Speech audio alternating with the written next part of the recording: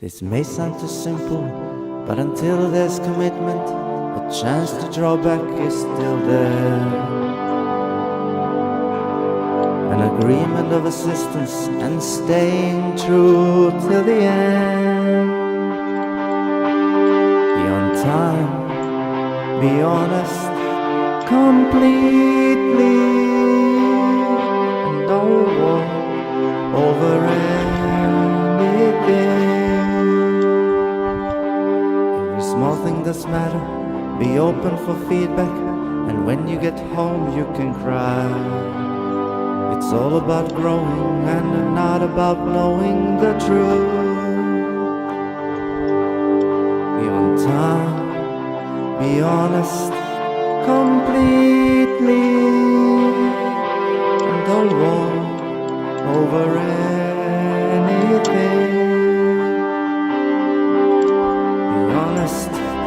Be open completely, no drama, just service to the divine.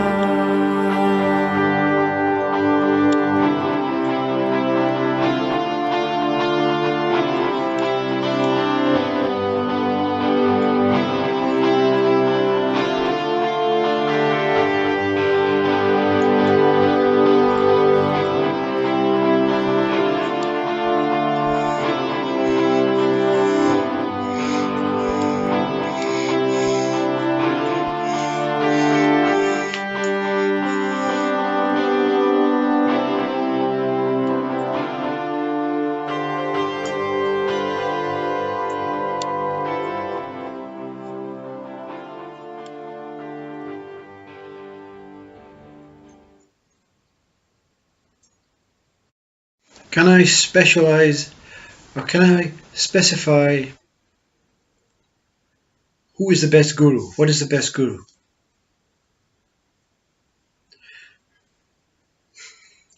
Well, every guru has its value. Every human being has its value. You see, let's not separate. Let's not individualize and categorize. Enlightenment is life itself enlightening. Now, if you happen to be a vessel, a body and mind, that has been in the region when this enlightenment is coming like a tornado through consciousness, as consciousness, and that your body and mind state at that moment is a surrendering, willing to use this body and mind to experience yourself, Mr. Enlightenment. You see, life is all that exists, and life wants to experience itself. Life is consciousness, and consciousness wants to experience itself enlightening in bliss. There are billions of types of bliss. You see, pain is a bliss to consciousness, to our human mind, body state. We don't want that. So human mind and body, and what is available for consciousness at that moment, it will come through and it will blast. You don't have to be some sort of part of some unique family or some bloodline, but you have to be at the right time, at the right place, at the right moment, in the right moment. Now, you don't know that, you see, and you're not really concerned about that, because the minute you plan to be like that, consciousness is way over there, looking in the other direction. You see, it's always here. You see, enlightenment is always here. All that exists is pure bliss, enlightenment. Now, it sounds like it's a wow experience, but it's a very flatline, empty experience, which fluctuates between bliss and peace. Same as our human world fluctuates between pain and anger and hope and belief and illness and happiness and whatever. But you're experiencing it in a human body, human mind body state.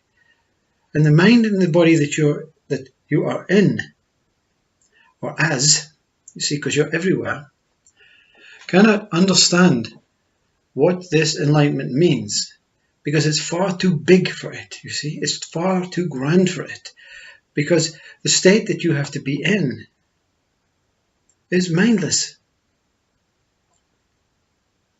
That is why saints and gurus who say best to meditate, you see, best to practice mantras, because that's where you're mindless. But that doesn't guarantee that enlightenment will find you.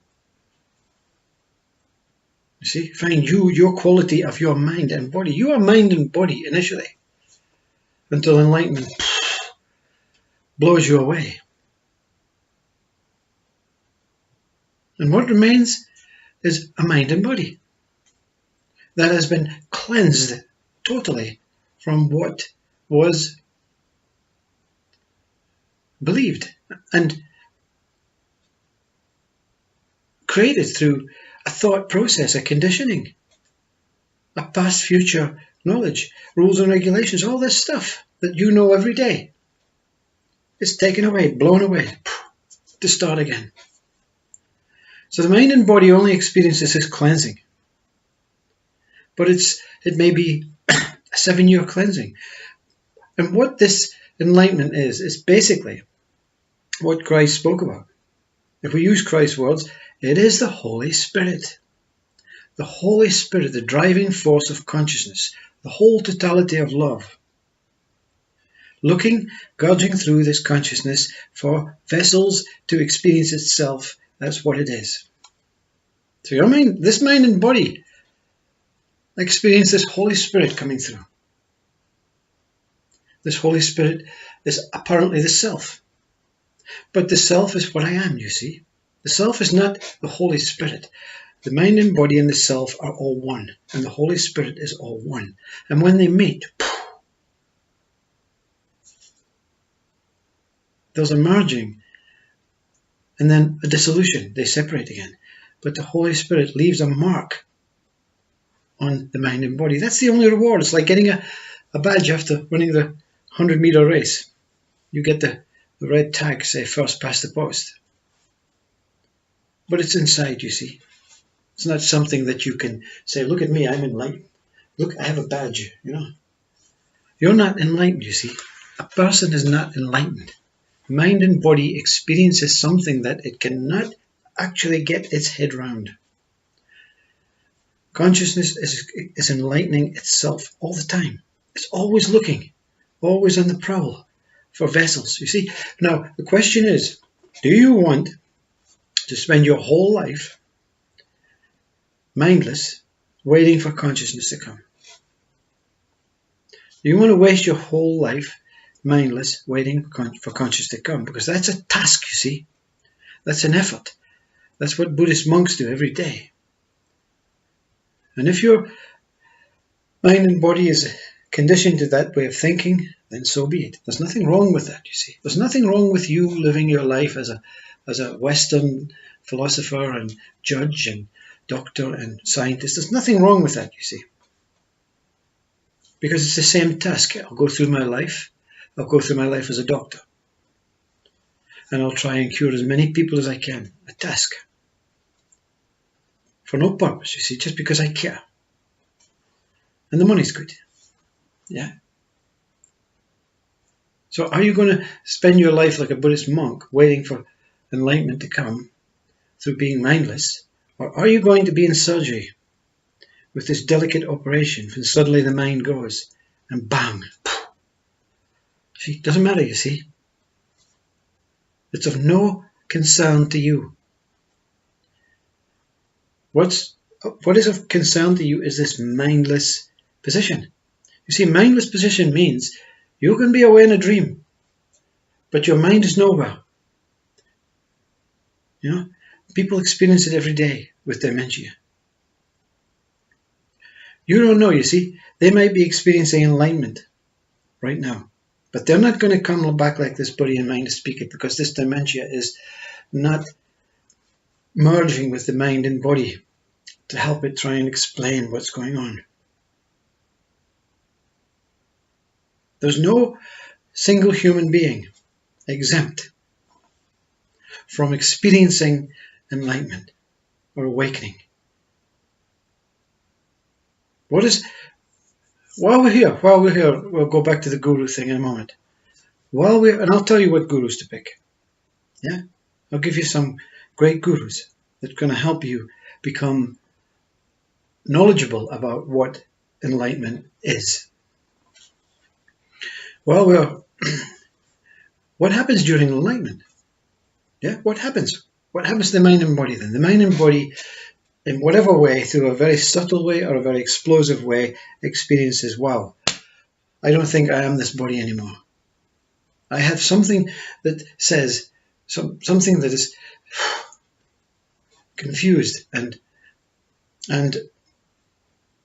a bit wary about what's going on. And it's not from the head, you see, it's from the heart. I don't feel this is right, you know. I keep looking in the mirror and I can't find myself. I know it's me. I know it's me that's looking, you see, because it's me, because everyone tells me that's me, and I have photographs of me, but I can't see me without looking in the mirror. And in the mirror, I don't believe it. You see, I can't half believe it. So, that's awakening, you see. Sometimes it can be years and years of, I'm not convinced. And the next time it can be, I'm not this body. I am not this body. What am I? Who am I? Where am I? If I'm not this body, what's going on? See? And then there's the analytical way of looking at awakening. What is my purpose, you see? You go through the whole who am I procedures. And that will be a slow process of awakening, you see. But you're not awake when you start analyzing this process of, let's look at the questions, let's look at the gurus, let's go through the way, the procedures, the ways that they suggest, that they recommend. So you awaken, and then this awakening, you have to really, really, really, really understand that you're not the mind and body. And that you're willing to offer this mind and body then. You're willing to trade this mind and body to find the truth. So I'm prepared to die now, you see. I'm prepared for it. And this is thought, you see. You're not going to walk in front of a car. You're speaking to something within. You can have this mind and body. It's yours. You can have it. And then what you can give back to me is you can use this mind and body to show me the truth. Yeah? So that's hoping that consciousness, which is looking through for free bodies. I want a free body. Which body has surrendered? Oh, there's one. You see? But that might take months. Consciousness is universal. Yeah. It's only got one eye. You see, one eye. That's why only few awaken or become enlightened in a period of time. It's a living thing, you see. Consciousness in its totality is a living form. Formless form, or non-describable formless form, between form and formlessness. But whatever it is, it's seeking. It is seeking you. You shouldn't be seeking, you see. You should be saying, you know what? Have me. Take me. Whatever you are, go for it. I know I'm not this body. But you won't fool consciousness. Anyway, what happens when you offer this body? Something takes this body. And you are now a willing slave, because the reward from consciousness is parallel to what it's taking or what it's doing within this body. So when it moves further in to see more, it gives you more of a kind of buzz, more of a kind of bliss state, more of an empty state, until it gets bigger and bigger and bigger, and this body is cleansed. Consciousness has to totally cleanse your body. and mind. Body and mind, you see. Mind is universal vast. So consciousness is cleaning this vast mind that surrounds you, the real you, right? And it's also cleaning and emptying this body, this human body, this form body. And then suddenly you disappear, you see. You disappear, you see, because consciousness is now taken over and you are witnessing through the eyes of consciousness. You're not witnessing through this body anymore. This body and mind is being used by consciousness, and you're on its piggyback, you see, looking at what consciousness is showing you. All this, wow. But if you're trying to imagine this in a mindset saying, wonder what it looks like. Was it like paradise or hills? No, there was nothing taking place. Same world, same whole earth, but seeing it in a totally different light. Yeah? You with me? So you have many months, years of piggybacking consciousness.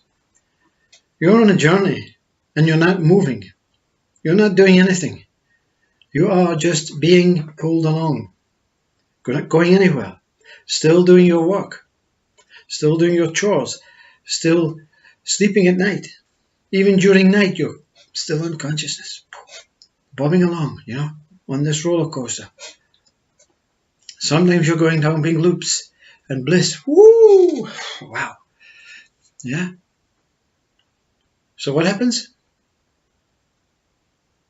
You have been taken over by this Holy Spirit.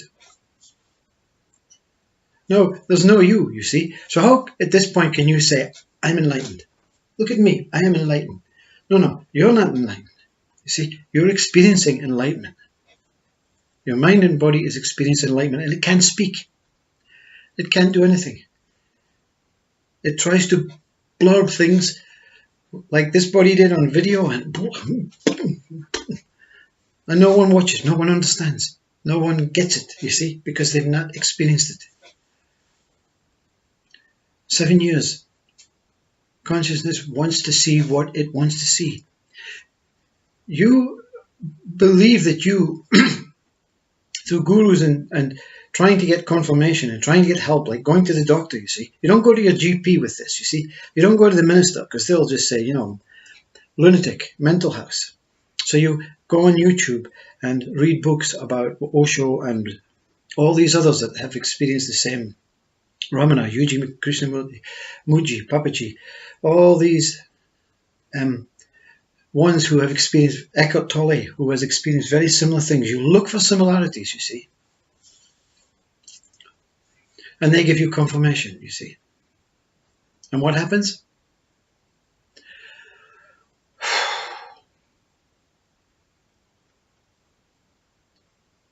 Consciousness decides to leave.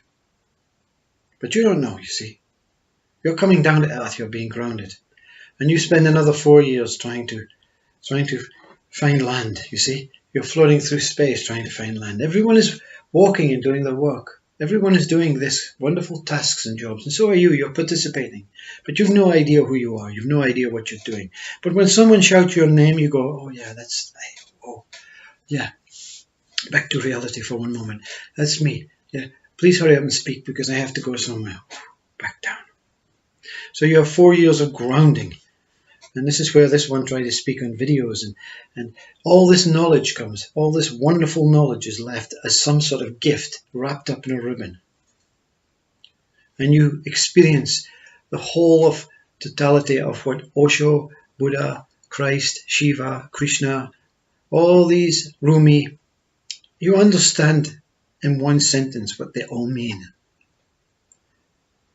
And that's what happens in enlightenment. And then every now and then, when you become this human again, you get a call. And I watch videos about Ananda, oh God, I can't say her name. Ananda Meyama, when she goes into Samadhi state. And you find yourself in Samadhi state. And you're still speaking to someone. You're not listening to what they're saying. You're not responding to anything that's going wrong, but your head and mind and body is doing all this for you. You could be driving a car in samadhi state. You're the best driver in the world, you see, because your body and mind, you've given this belief, not this belief, this trust that mind and body and mind are a much better driver than you. So you are away somewhere, and mind and body is doing this drive. Wow, you did well there. Yeah, me, not me. Mind and body driving.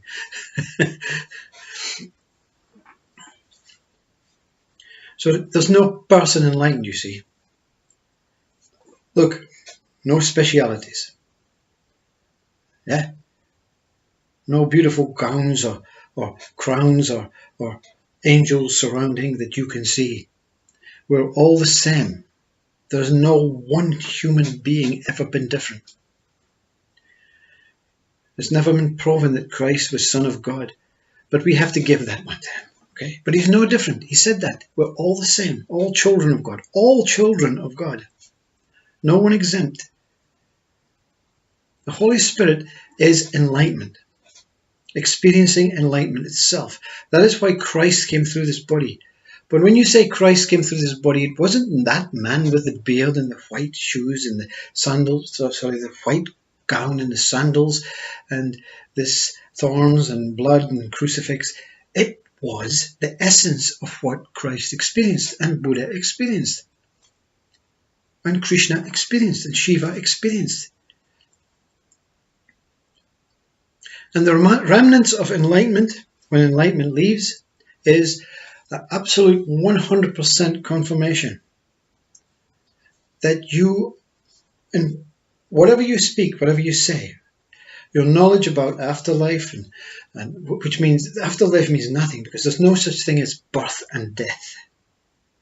You see, you realize that consciousness is all that exists, and it's a mirror reflecting itself everywhere.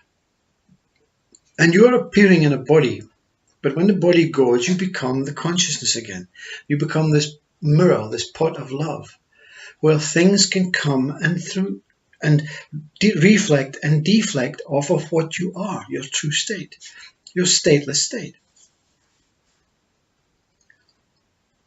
So the only thing that remains, once the knowing goes, you see, because this one is known out.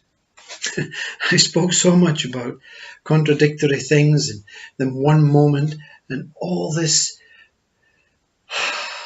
ongoing knowledge, like the conveyor belt of knowledge that no one understands because it's not really relevant. You don't have to understand it. It's only relevant to what your mind and body is, because your mind and body is no special, but it is going on a journey of stages.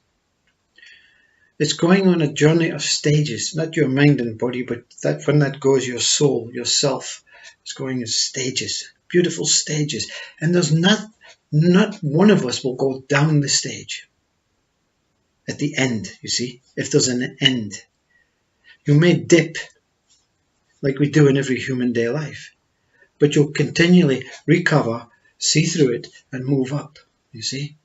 Not in our status world of moving up. You know, kings and queens. It's all bullshit, you know.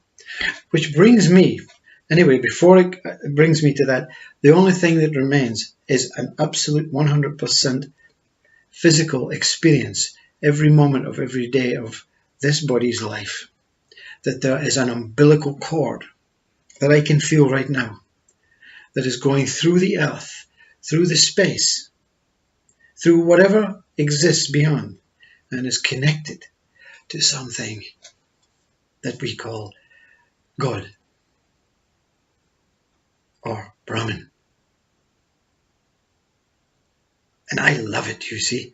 I love it knowing that whatever happens, even if I fall off the cliff, I'm being pulled back in.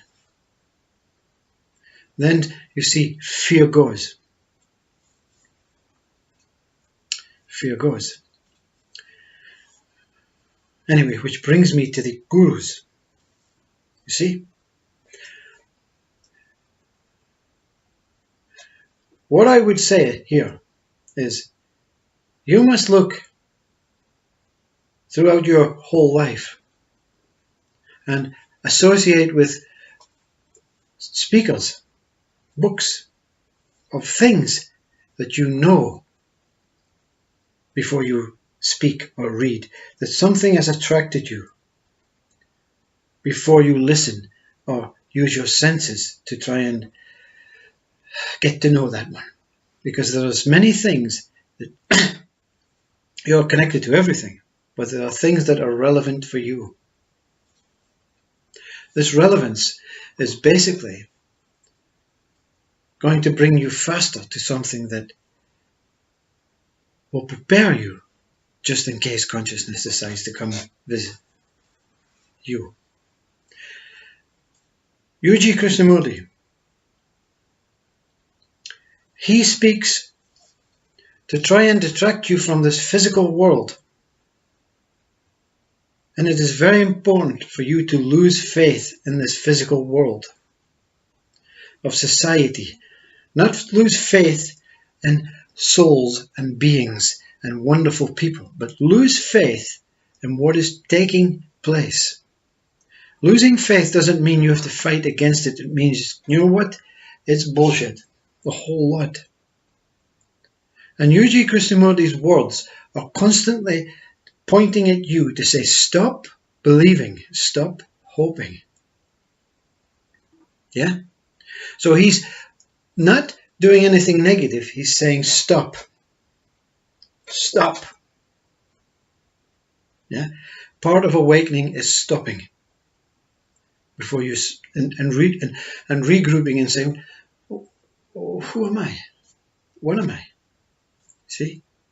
So U.G. Krishnamurti is pushing you, is explaining the physical, is explaining what is taking place in mind and brain and body and society and all these foolish things that we've been believing for centuries now. But he's not speaking about spirituality and enlightenment. He's the one at the gate saying stop. Okay? He's not saying why, what for, where to go, how to do it. He's pointing back at you saying, look, stop. Now, you decide. What are you going to do? I've told you the physical world is not going to give you any clues, any answers. Okay? That's what UG's saying. Now, turn around and find something that... Now, UG will say, I don't believe in this turning around, you see. He's not saying turning around, you see. He's just stopping. Everyone is part of our own whole enlightenment. We're all working for each other. No one's exempt. You see, you can't say everyone is a saint. Everyone is as a guru. Everyone is going to experience enlightenment without saying, and then differentiate saying, well, you know, UG's and you know what? So UG is saying stop. He's a stopper. Don't go into this physical world. They're fooling you, and he's 100% right.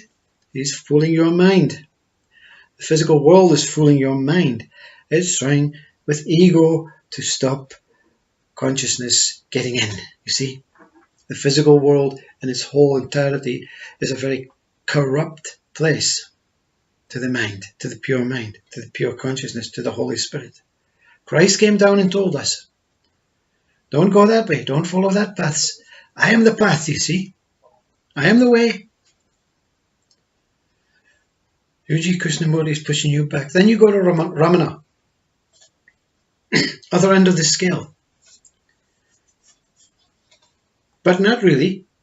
He doesn't just deny the physical world, he denies the spiritual world. Not this, natty. So, UG gets you to deny the physical world because you won't move anywhere. You won't give up and surrender until you stop believing and hoping that something's going to take place in this physical world. Christ's going to come down in form and say, bless you all, you're wonderful, no more wars, no more peace. It's not going to happen. So UG is saying, stop it, don't be fools, the physical world. I'm not saying do anything silly within this physical world or fight against it. I'm just saying stop for a moment. For one moment. Ramana is saying deny spirituality, deny everything that comes, deny the physical world, and deny everything that comes within. These are methods of cleansing out yourself, your body and your mind and yourself, before consciousness comes and does it for you, so you're prepared. Yeah. When you wash your car for the first time, or when you say hire someone to wash your car, will you please wash your car? I've never washed a car before. Yeah, we'll come and wash your car, no problem. We'll come on Sunday. Yeah. And you're saying, I wonder what it's like to wash a car. I think I'll maybe have a trial run before they come so I know what to expect or what they're going to do. Yeah, that's what you're doing, you see. You're emptying yourself, you're preparing yourself. Yuji Krishnamurti and Ramana together, you can't go wrong. But that's only what I'm throwing at you. And then you have all the others, you see. All the others. Who is all the others? Every single human being. Your partner, your teacher, the policeman, Muji, Papaji, Eckhart Tolle, Buddhism, Zen, Vedas, Bhagavad Gita, Bible, Quran.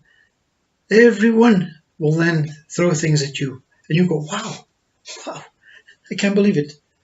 I didn't believe in that before, you see. I was told that, and they're helping me.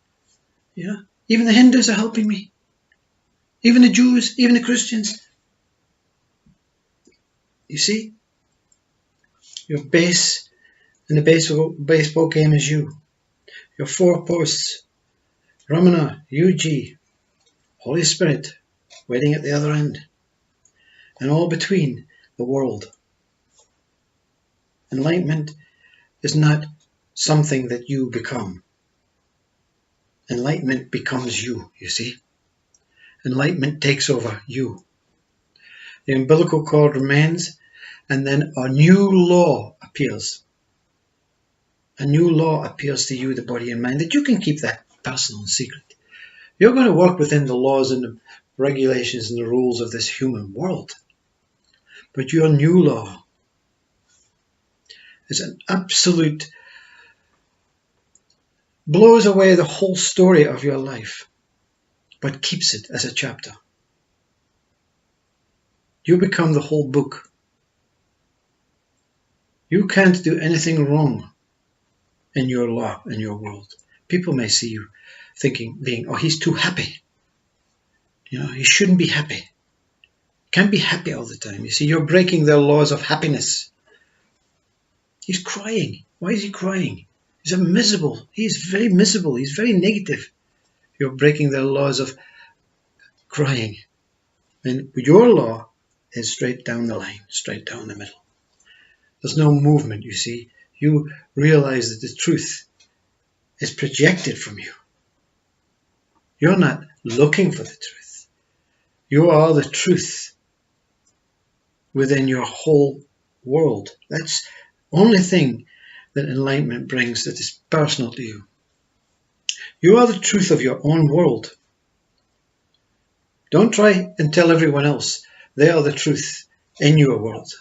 They are the truth in their own world. You are the truth in your own world. I try to speed this up to make this more interesting, and I know you're important people and you have things to do. But Yuji and Ramana, they appear to be both ends of the scale. If you look at your mind, if you analyze them with your mind and your body, Ramana appears to be very spiritual and very meek and humble, and Yuji seems to be very forthcoming and angry with the world. But they're both denying. If you look at what they're saying, if you understand what they're saying, don't attach to anything, physical or spiritual. When you're detached, you're free. And when you're free, consciousness sees you, and boy, it wants you. And you want it, you see. Oh, you want it. That's the whole only reason worth living. It's for consciousness, enlightenment, to experience through you. Not for you. Not to make you anything other than what you already were. Perfect human being. But to experience through you, and you believe that you are it for that period of time, and it is bliss. Not the bliss that you are expecting, you see, your mind and body will expect. Beyond all bliss. And all that's left to say is, here I am, a person, exactly the same as every other person, maybe appearing differently, exactly the same as every other self, exactly the same as every other Holy Spirit, exactly the same as consciousness in its entirety. One whole, one moment remains. So you cannot be discriminatory, judgmental in your world, you see. You can pretend to fit in. Yes, I prefer that football team, but you don't really care. It's just fun, being alive. When enlightenment devours you and then spits you out again as this clean, beautiful, washed car, polished.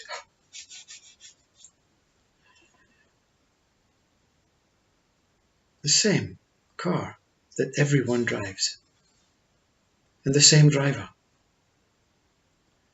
and the same one that flags you past the post when you cross the line. I don't know if any of this helps, makes sense. It matters not. Consciousness will get you. And you're going to be naked and unwaiting, you see. You're not going to be waiting because it's going to get you when you're not looking. While you're empty. While you're ignorant of this human world. While you're ignorant of the spiritual world. While you're ignorant of religion. You're ignorant of science.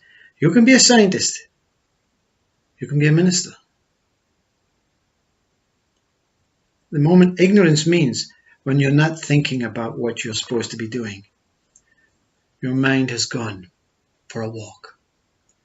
Left you unattended. By mind. And you're in. Or it's in you. It's in you, you see. God is it. Brahman is it. It is in you. You're delighted to be a vessel. It matters not when this body dies. This body has served you well. It has served consciousness well. It has served the Holy Spirit, Christ, Buddha well. It has served Brahman well. And the umbilical cord, when the body dies, you're pulled in forever and ever. You become that witness that never dies. It's never born. Is always here-ness. Namaste.